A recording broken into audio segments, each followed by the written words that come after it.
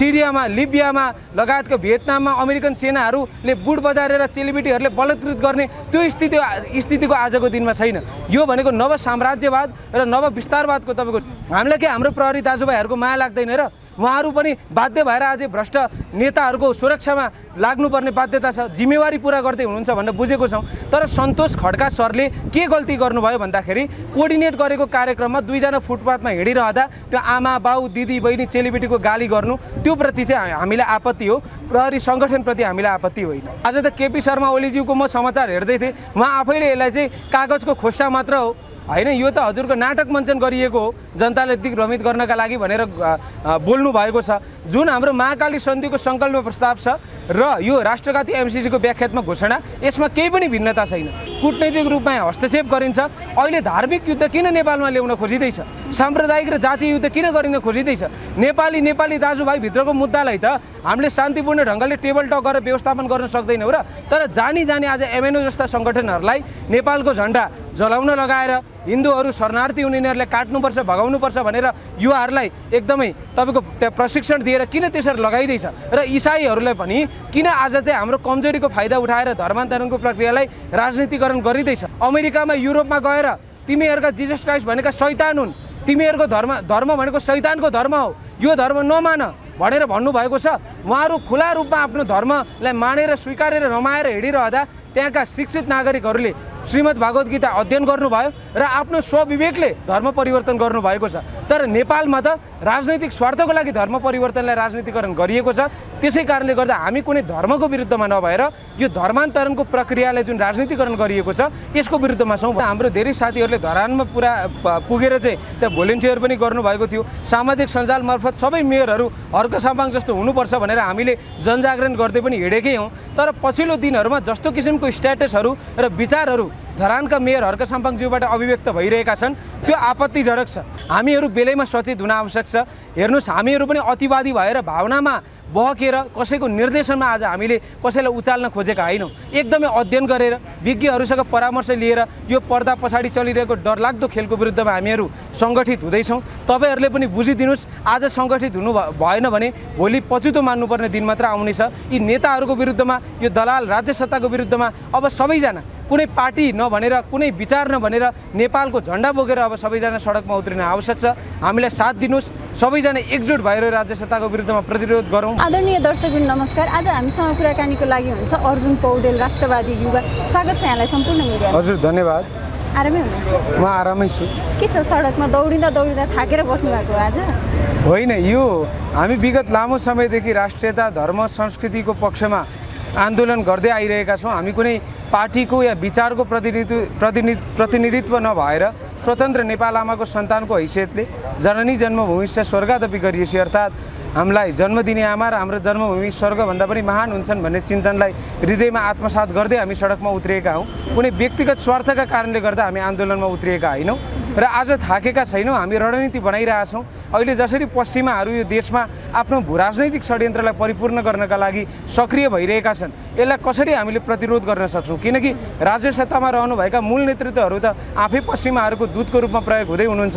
त्यसै कारणले गर्दा कसरी देशभक्त राष्ट्रवादीहरूलाई चाहिँ एकीकृत गरेर यो राज्य सत्ताको विरुद्धमा आन्दोलन गर्न सकिन्छ भन्ने कुरामा हामी रणनीति बनाइरहेछौँ। त्यसै कारणले गर्दा आज हामी त्यति देखिएका छैनौँ। तयारीमा हुनुहुन्छ? के कस्तो तयारी छ? होइन, तयारी राम्रो हुँदैछ। हाम्रो सबै महिलाहरू, यातायात व्यवसायीहरू, विद्यार्थीहरू, शिक्षकहरू सबैलाई सङ्गठित बनाएर यो एमसिसीको विरुद्धमा, एमसिसी मात्र नभएर पश्चिमाहरूको भूराजनैतिक षड्यन्त्रको विरुद्धमा हामीहरू एकदम क्रमबद्ध तरिकाले आन्दोलनको घोषणा गर्नेछौँ। यो बारम्बार हामीहरूले विभिन्न पार्टीको नाममा, सिद्धान्तको नाममा, जातको नाममा, धर्मको नाममा लडाएर नेपाली बीच काटाकाट गर्ने स्थिति सृजना गरेर आज यो देशलाई कमजोर तुल्याउने ठुलो दुष्प्रयत्न भइरहेछ। पर्दा पछाडि डरलाग्दो खेल तपाईँको चलिरहेको छ। यो कुरा हामी नेपालीहरूले मनन गर्न अत्यन्तै आवश्यक छ। तर हामीहरू एक आपसमै शत्रु खोजिरहेका छौँ, जबकि शत्रु बाहिरबाट यो देशको राष्ट्रिय एकता, सार्वभौम सत्ता र अखण्डतालाई कमजोर गर्ने दुष्प्रयत्न गरिरहेका छौँ।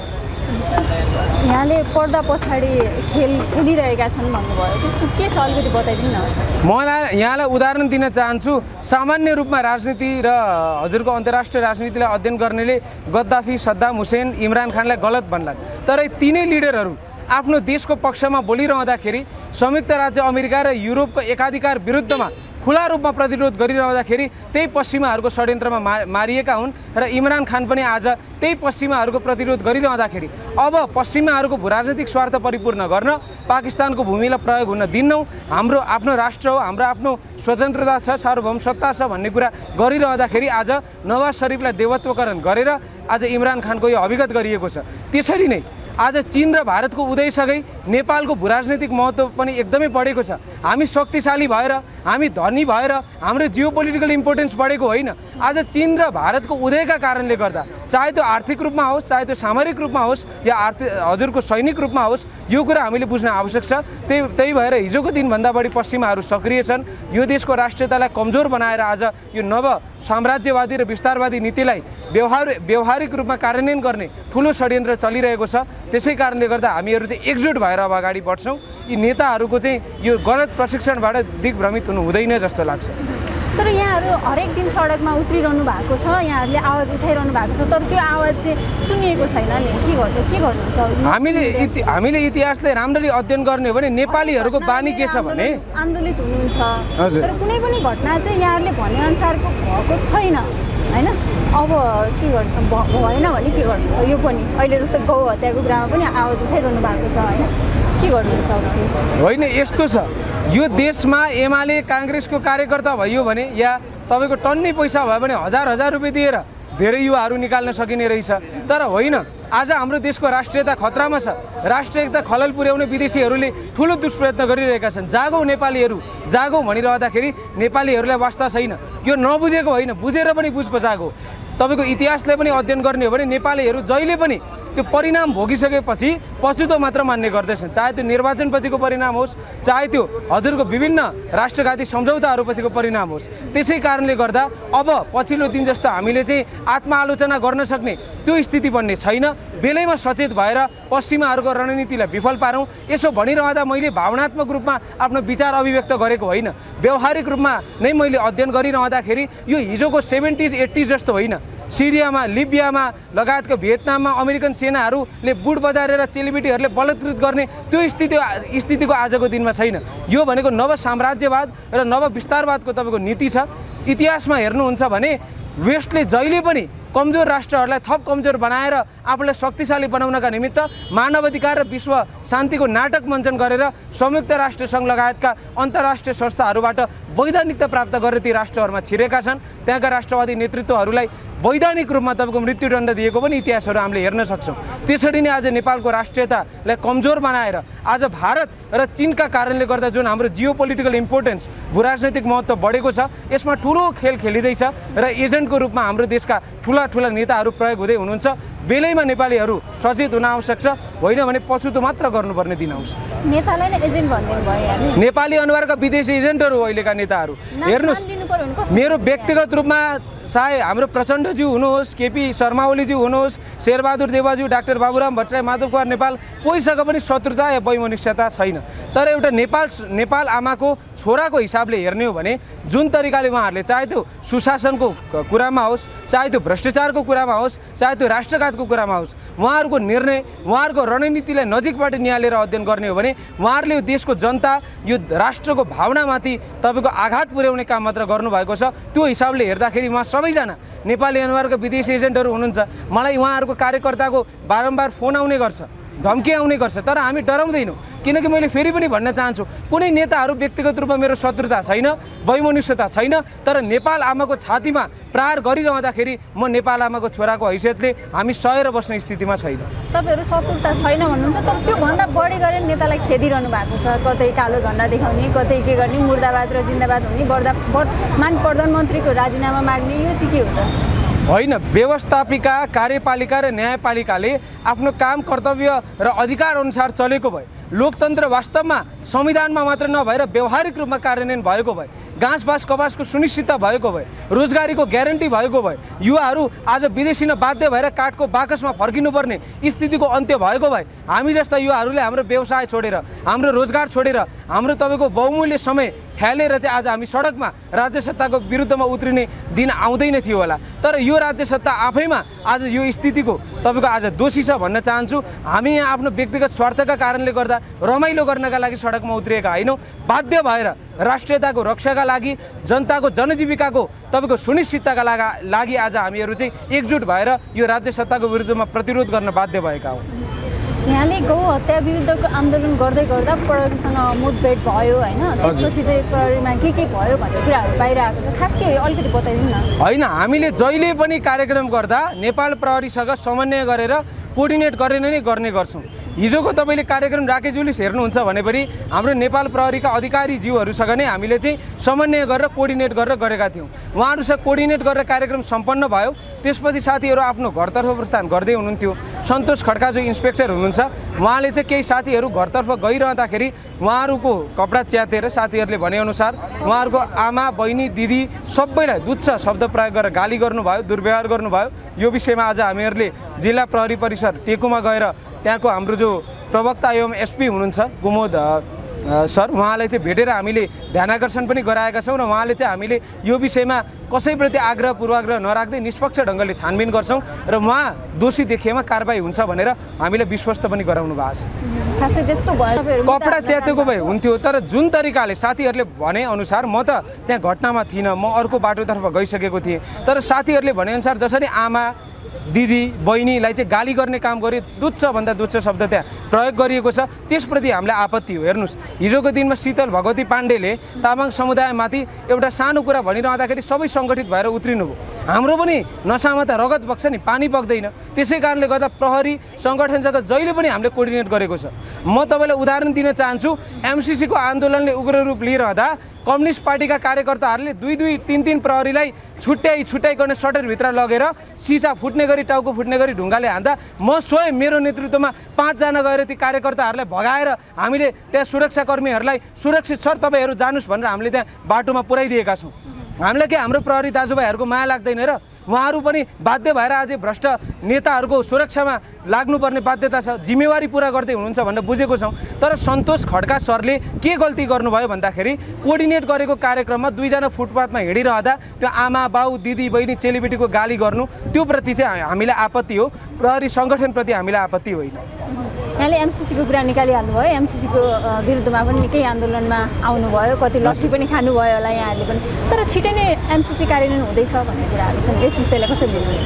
होइन, यस्तो छ, यो एमसिसीको जुन व्याख्यात्मक घोषणाको नाममा नाटक मञ्चन गरेर पारित गरिएको छ। आज त केपी शर्मा ओलीज्यूको म समाचार हेर्दै थिएँ, उहाँ आफैले यसलाई चाहिँ कागजको खोस्टा मात्र हो होइन, यो त हजुरको नाटक मञ्चन गरिएको हो जनतालाई दिग्भ्रमित गर्नका लागि भनेर बोल्नु भएको छ। जुन हाम्रो महाकाली सन्धिको सङ्कल्प प्रस्ताव छ र यो राष्ट्रघाती एमसिसीको व्याख्यात्मक घोषणा, यसमा केही पनि भिन्नता छैन। यो जनतालाई दिग्भ्रमित तुल्याउनका लागि मात्र यो तपाईँको नाटक मञ्चन गरिएको हो। तपाईँ हामी नेपालीहरू बेलैमा नजाग्ने हो भने धेरै ढिलो हुन्छ। हेर्नु, म भावनात्मक रूपमा आएर बोलेको छैन, म आफै तपाईँको भूराजनीति र अन्तर्राष्ट्रिय सम्बन्धको विद्यार्थी हुँ। क्रमबद्ध रूपमा कूटनैतिक रूपमा हस्तक्षेप गरिन्छ। अहिले धार्मिक युद्ध किन नेपालमा ल्याउन खोजिँदैछ? साम्प्रदायिक र जातीय युद्ध किन गरिन खोजिँदैछ? नेपाली दाजुभाइभित्रको मुद्दालाई त हामीले शान्तिपूर्ण ढङ्गले टेबल टक गरेर व्यवस्थापन गर्न सक्दैनौँ र तर जानी आज एमएनओ जस्ता सङ्गठनहरूलाई नेपालको झन्डा जलाउन लगाएर हिन्दूहरू शरणार्थी उनीहरूलाई काट्नुपर्छ, भगाउनुपर्छ भनेर युवाहरूलाई एकदमै तपाईँको त्यहाँ प्रशिक्षण दिएर किन त्यसरी लगाइँदैछ र इसाईहरूलाई पनि किन आज चाहिँ हाम्रो कमजोरीको फाइदा उठाएर धर्मान्तरणको प्रक्रियालाई राजनीतिकरण गरिँदैछ? यो पनि भूराजनीतिक षड्यन्त्रसँग सम्बन्धित छ। म यहाँलाई उदाहरण दिन चाहन्छु, मेरो आफ्नै धेरै मित्रहरू इसाई हुनुहुन्छ, उहाँको पिता पुर्खाहरू इसाई हुनुहुन्छ, उहाँहरूको धर्मप्रति मलाई सम्मान छ। तर हाम्रो धर्म, हाम्रो संस्कृति, हाम्रो सभ्यताको कमी कमजोरीको फाइदा उठाएर यो देशलाई कमजोर तुल्याउनका लागि जसरी क्रमबद्ध रूपमा धर्मान्तरणको प्रक्रियालाई राजनीतिकरण गरिएको छ, त्यो प्रति हामीलाई गम्भीर आपत्ति छ। उहाँहरूले इस्कनको उदाहरण दिनुहुन्छ।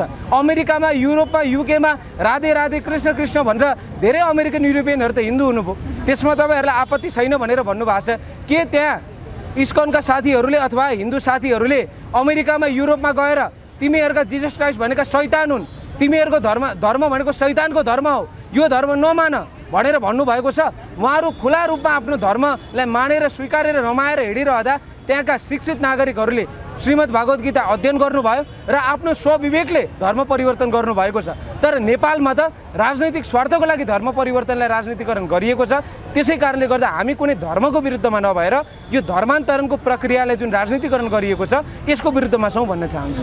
अघिल्लो समय निकै नै चर्चा पाउनुभएका स्वतन्त्र मेयर हर्क साम्पाङ होइन, यहाँले पनि जय जयकार गर्नुभएको थियो, तर अहिले आएर उहाँको विरुद्धमा नारा लाउने मुर्दाबाद भन्ने गर्न लाग्नु भएको छ, एकदमै विकृति फैल्यायो भन्ने खालका आरोपहरू पनि लगाइरहनु भएको छ। यो विषयलाई कसरी लिनुहुन्छ?